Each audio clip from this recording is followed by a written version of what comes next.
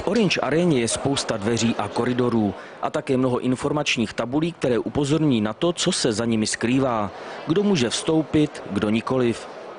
Jen za jedněmi dveřmi se od začátku šampionátu ukrývá něco, vlastně někdo, kdo dokáže vyloudit úsměv na tváři snad každému muži.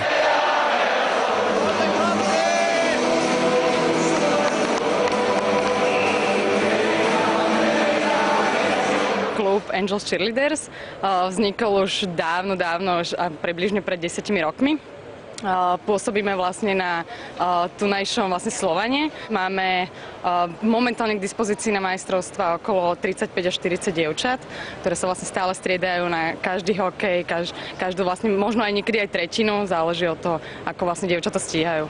No na fyzičku je to dosť náročné, museli sme mať vlastne dokonca aj tréningy na to prispôsobené, že sme vlastne používali rôzne činky, aby vlastne si dievčatá posilnili ruky a aby to vlastne celé zvládli, ale myslím si, že sú perfektne pripravené.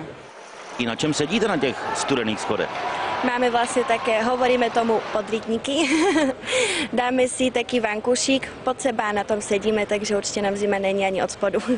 Zřejmě se asi nevyhnete těm, dejme tomu trošku i oplzlým komentářům. Jak zvládáte tohleto, vlastně ten tlak z té části mužské populace? A tak na takéto veci sa dá zvyknúť. Vždycky, keď je dievča nové, tak chvíľku to trvá, ale sú fanúšikovia, nie je ich veľa, ktorí sú dotieraví, alebo ako sú slušní fanúšikovia teraz, čo sa stretávame s nimi na majstrovstvách.